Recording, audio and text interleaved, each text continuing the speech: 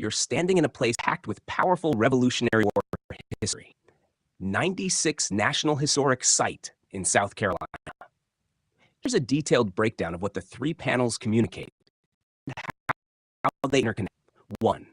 Siege of 96, 1781. This panel focuses on the military significance of the site during the Revolutionary War. The Siege of 96 occurred in 1781 and was one of the southernmost battles of the war.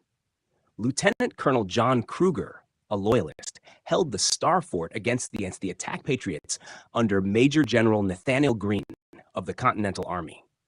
The illustration shows the earthworks and star-shaped fortifications, a rare example of 18th century battlefield engineering. Despite being outnumbered, the Loyalists withstood the siege until reinforcements approached, prompting Greene to withdraw. Strategic insight. The layout and trench warfare tactics give a glimpse into how battles were fought before the widespread use of modern artillery. 2. 96 in the American Revolution. This panel zooms out to place 96 in the broader Southern campaign. South Carolina was vital to both sides due to its economic output and strategic location. The area shifted control often, reflecting how divided loyalties, Patriots versus Loyalists, defined the Southern colonies. The town of 96 changed hands multiple times, but it became a Loyalist stronghold by 1780. Major Southern battles such as Kings Mountain, Cowpens, and Savannah are noted, indicating a fierce fight for control of the South. Map insight. The battle markers on the map demonstrate just how concentrated Revolutionary War combat was in the South, often overlooked compared to the Northern theater. 3. 96 National Historic Site Overview. This panel serves as a visitor's guide and historical summary. It preserves the remnants of the old town of 96 and the Star Fort. This region was once inhabited by Cherokee Indians, then later became a colonial trading farm. Those walking trails, log house, and outlying siege trench system. It connects the modern visitor experience with the layered history, Native American, colonial, and revolutionary. Summary for visitors or viewers. 96 represents a unique preserved battlefield where Revolutionary War tactics and earthworks are still visible. The town's strategic and symbolic importance helped define the Southern campaign. Visitors can walk the same ground where Native American Loyalists dug in, Patriots fought for independence. Would you like a video script or YouTube description built from this?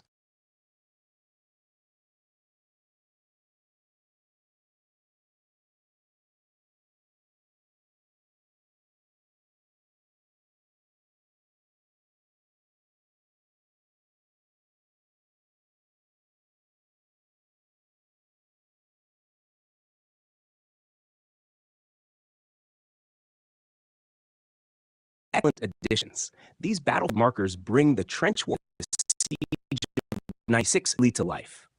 Here's how this could be woven into your video or narration script with deeper historical context. Part 7. Siege Tactics, Trench Warfare Up Close. First parallel, May 28 to June 1st, 1781. This is where the siege strategy took shape. Greene's men dug what's called the first parallel, a trench that runs perpendicular to the enemy fort. Under cover of night, soldiers used shovels and grit to tread Carolina soil, gave them a forward base to begin their assault on the Star Fort. The artillery, June 1st, 1781. Once the first trench line was secure, the artillery came forward. Greene's men moved in 6-pounders, cannons designed for mobility and precision. They were mounted on wooden platforms atop earthworks roughly 20 feet high. This position let them pound Loyalist fort with direct cannon fire. Approach trench, June 2nd, 1781. Goes in further. Greene's engineers dug, or saps. These zigzagging trenches connected the front lines to artillery and advanced positions. But they came at a price, often dug by candlelight under musket fire. As Greene said, not a man could shoot but what he was immediately shot down. Visual transition tip. Cut to the Muddy Creek photo here, showing how terrain like that could shape trenches. These building signs do a fantastic job of in the gritty reality 18th century warfare where progress was measured in miles but in inches of dug earth. Would you full script PDF formatted for YouTube narration or podcast?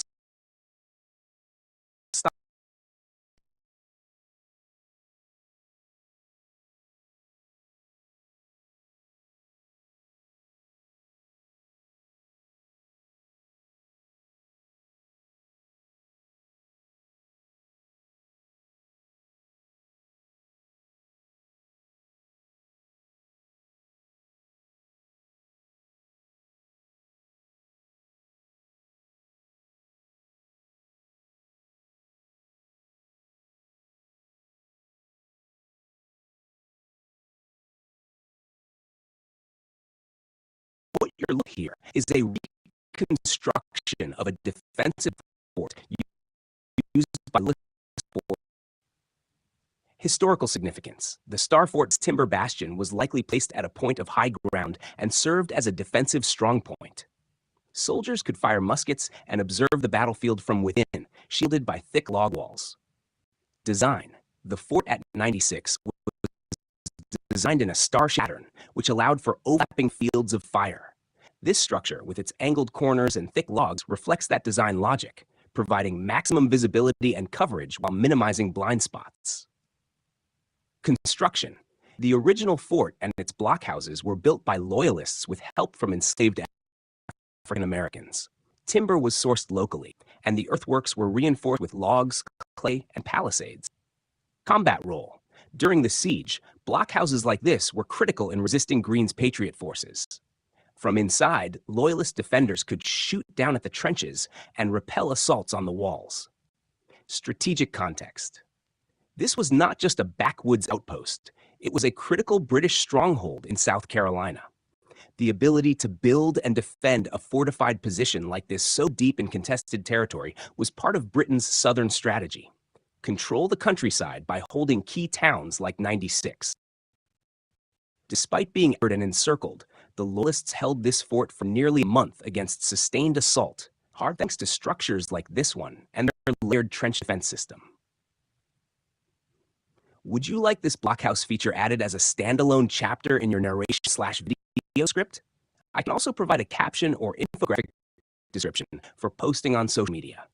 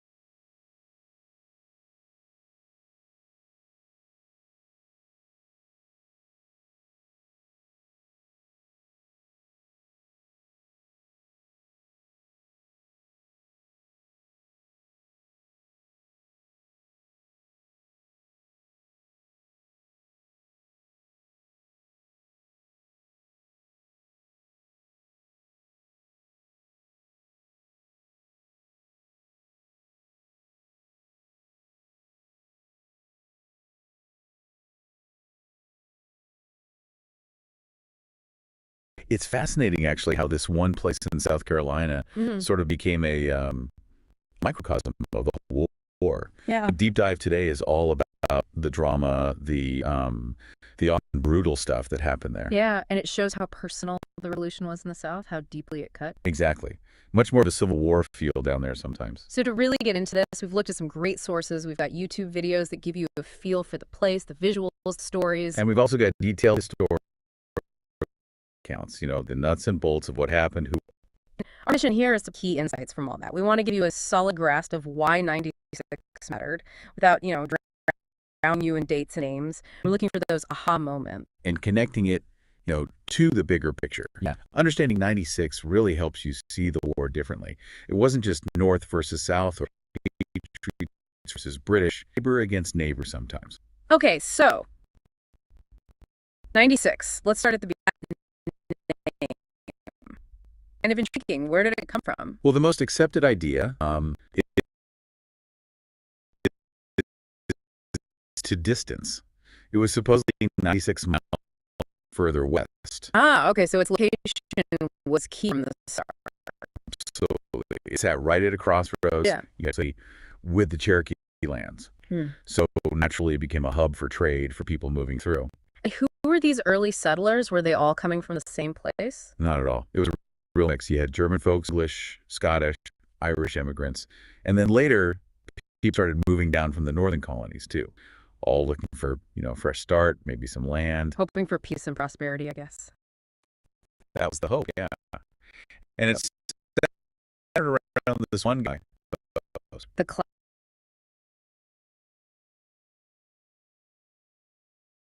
A pretty significant commercial spot for the whole western part of the Carolinas. But that initial peaceful phase, it didn't last forever, did it? Especially with the Cherokee? No, it didn't. Yeah. Initially, that trade at Goudy's Post, especially the fur trade, it worked okay. Goods were exchanged. Well, things went sour. You had some, let's say, less than honest traders cheating the Cherokee. The game they relied on started disappearing because of overhunting. And crucially, settlers kept pushing onto Cherokee land. Which, understandably, led to conflict. Exactly. The Cherokee retaliated. And suddenly that frontier dream felt a lot more dangerous, a lot more unstable for the settlers. And it sounds like things weren't exactly calm within the settlement either. You mentioned it was pretty lawless. Oh, yeah. Very much the frontier. No real courts, no proper law enforcement, no schools initially. So you had theft, violence, the kind of chaos you might expect when there's no established authority. So people took matters into their own hands. That's what happened. Groups called the regulators popped up. Basically, vigilantes trying to impose some kind of order. Did that work? It caused its own problems. Eventually, a proper circuit court system was set up, which kind of replaced them. But the divisions the regulators created, the resentments, they didn't just vanish, they sort of simmered under the surface. Foreshadowing what was to come, I suppose. Definitely. Those fault lines were already there before the revolution even reached them directly. Okay, let's jump to 1775. Lexington conquered Bunker Hill. The war started up north, and then, bam. November 1775, 96 sees the first land battle of the Revolution in the South. That's right, and highlights that Civil War Act. These weren't British soldiers initially, these were Americans fighting Americans, neighbors turning on each other. Who were the main groups? You had the Loyalists, or Kingsmen, folks who felt their safety, their prosperity, depended on staying with Britain. And facing them were the Patriots, backcountry farmers, merchants, traders. Independence was the only way forward. Right. Major Andrew Williamson and the Captain Ann Pickens. Remember that name, Pickens? Right. And it's interesting, you said they were on the same side here, but later. Laid path to a diverse dramatic these were. So what happened in this battle? A decisive patriot victory. Actually, a draw. A stalemate after several days. There were casualties on both sides. Dozens, 2 men killed, all Americans. Was killed? James Birmingham. Yes, often called the first Patriot soldier killed in action in the South. It just underlines how personal and frankly brutal this conflict was going to be down there right from the very beginning. Okay, fast forward a few years. 1779, 1780. The British have a change of heart, strategy-wise. They decided to focus on the South. The thinking, what? These colonies, the Carolinas, Georgia, the agriculture, maybe they could hold on to these even if New England was lost. And a big step in that strategy was capturing Charleston. A huge step. Charleston fell in May 1780. That was a major blow to the Patriots. From Charleston, the British started moving inland, trying to solidify their control, taking out Patriot resistance as they went. Those old trading paths suddenly became military routes. And 96 becomes central to this British plan for the backcountry. Absolutely key. They saw it as the linchpin for controlling that whole western region. So they occupied it, and they put a loyalist officer in charge, Lieutenant Colonel John Harris Kruger. Kruger? You mentioned he was American-born, like Pickens. Yeah, quite interesting. From a prominent New York family, actually. But he stayed loyal to the king. It makes you wonder, does one man Different pressures, different beliefs. So Kruger gets there. His orders are secure 96. What does he do? besides these defenses? He, along with British engineer Henry Haldane, designs this incredible fortification, the Star Fort. This sport sounds It really was, especially for a started around October 1780. It was an 8-pointed start, Why 8 points? brilliant defensive design. The defenders covered with overlapping fire. No blind spots for attack to hide in. Walls themselves massive, up to 14 feet high in places, and maybe 15 feet thick. Made packed earth that heavy Carolina clay cannons have punched through it easily. That's serious. There was more. Layered Nabatis, a tangle of trees with sharpened branches pointing. Yeah. Exactly. Yeah. Designed to break. They even built a covered way, protected trench, linking the Star Fort to the fortified. Said it would be foolish to even try attacking it. He wasn't wrong. It was formidable. How did they even build something like that out there? It took months Huh. and a lot of hard labor. About 200 people working on it, digging, shifting earth. And it's important to note, this included enslaved people, forced labor from nearby land, digging that hard clay. Right. Tough reality of time. Seeing these a fortress. What's the American? Continental Army headed south under Major General Nathaniel Greene. Kruger Greene is trying to patriot back to the cause. And they're both trying to.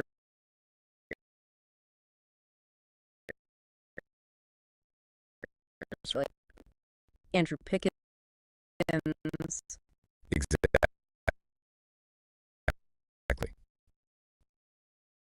Pickens is. Now remember, actually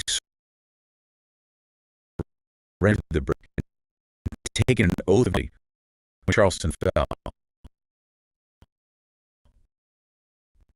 He basically promised to stay out of it. In December 1780, and burned his plantation. Wow.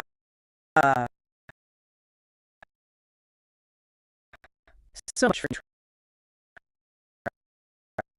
neutrality. Right. Personal attack, destruction of the property. It can middle ground left. The war had. He renounced his join the Patriot, bringing his militia, and 20 General arrived outside 86 with Continental Start. Cripples can maybe over 500 New York, New Jersey, South. So again, Americans prepared. How do you plan to do it? Can't just storms. His chief engineer, Colonel Thaddeus Kosciuszko,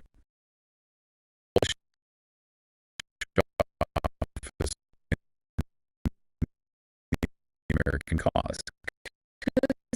Right. Green, the realistic option, the form. Slowly tighten this. What exactly? First, you seal off the roads, any chance of supplies or reinforcement, cut off the supply, which was then hard work. Digging. Digging towards the fort. Yes. Digging approach trenches called saps. These zag towards the enemy walls, protecting parallel trenches closer and closer, where you can place your infantry and artillery to fire on the defenses. Sounds slow and dangerous. Incredibly dangerous. They dug for 3 weeks. 3 weeks, inching close, constant fire from Kruger's men.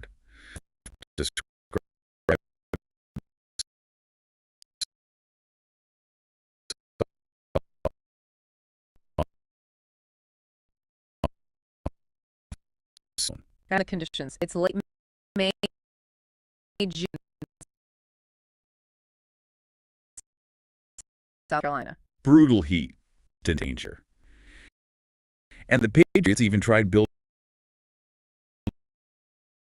a 30-foot-high rifle tower made of log fired down into the Star Fort from above. Did that. Kruger countered pulling sandbags even higher on his to protect men. Inside the fort in nearby town, they were cramped, water was running low.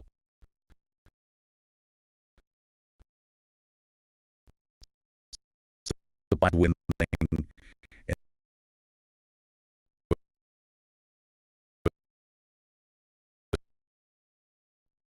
A small pox outbreak. Smallpox. Into the mid both sides. June and reinforcements arrived. Lieutenant Colonel Henry Lee. He came up from Georgia with his Legion, and with him, Brigadier General Andrew Pickens and militia. Pickens is ready to fight the place. Exactly, but even with the important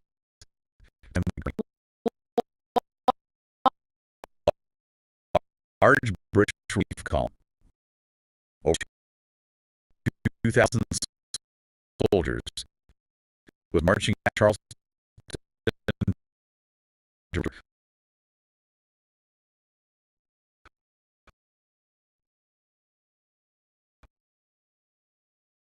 Of four much bigger than his entire army. Okay. Great. It's where they start abandon the sea or risk every desperate assault on the Star. Before there were four. In 1781. Forlorn. Born small mountain and Virginia, Maryland. Imagine advancing down the road, heading towards the wall. The whole. A devastating hail of musket balls and cannon fire. Loyalists on the walls. Born hope carried muskets, clunks, whole handbags protecting the top of the wall. Did they make the wall? They made it into the ditch, incredibly. Desperately trying to tear down fences. But the Loyalists fought back fiercely. Bench. Absolutely brutal. Counter move. And two groups of his Loyalists at the back. It was done. Very quickly. Okay. The soldiers of the and made final assault. About 30 wounded into medics. Maybe 45 minutes total. Seeing the carnage, he had no choice. He ordered the retreat. The assault had failed. That's a lot. Didn't he lose someone?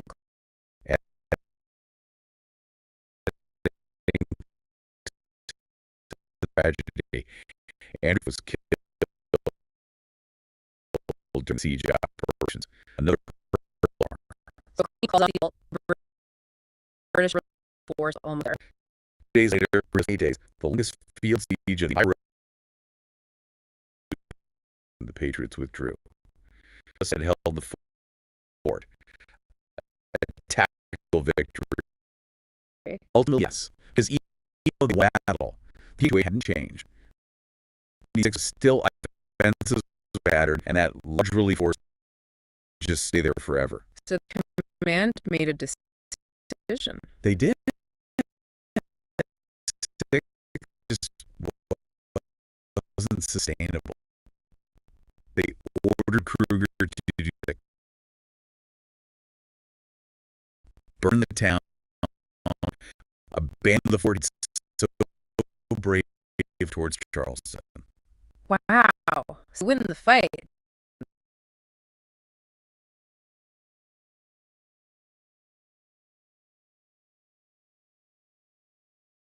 The press. Exactly. Place founded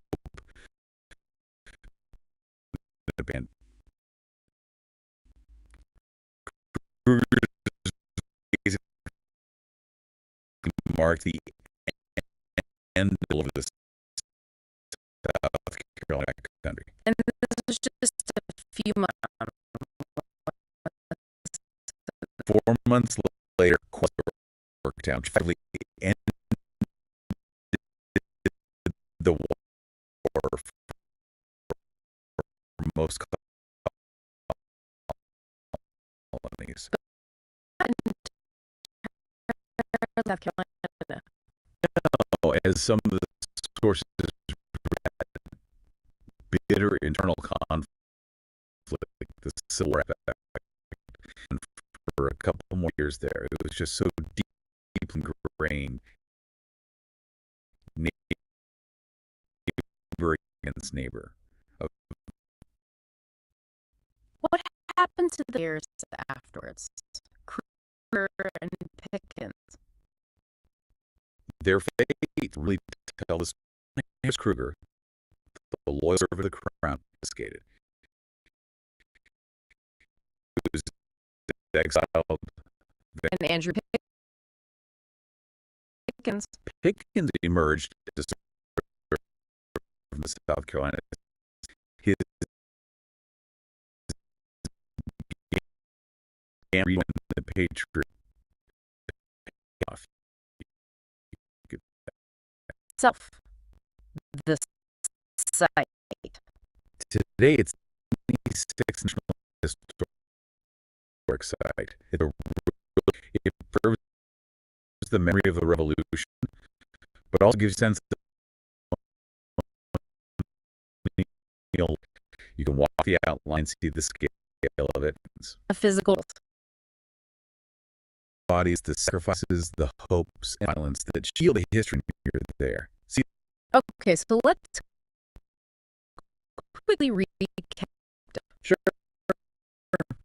First, vital in this. Second, really society, civil war. The British only major strategic step. Sheer ingenuity. It Which leads to Milan. How do these places pull out revolution. And something to think about.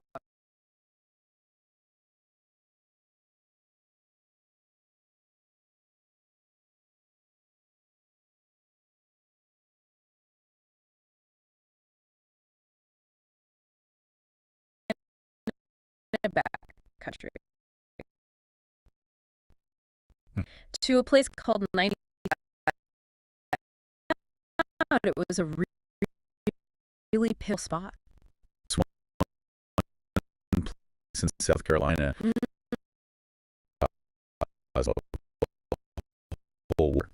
Yeah. Deep dive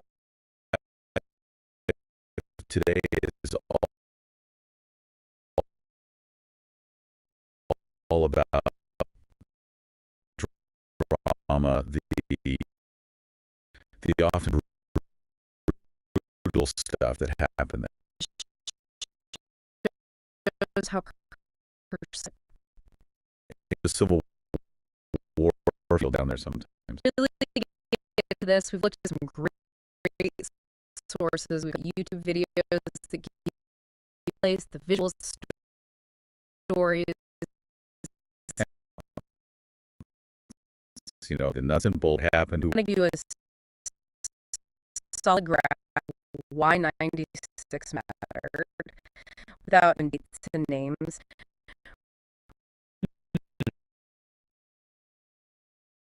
We're looking for those aha moments. And he said it really helped the war differently.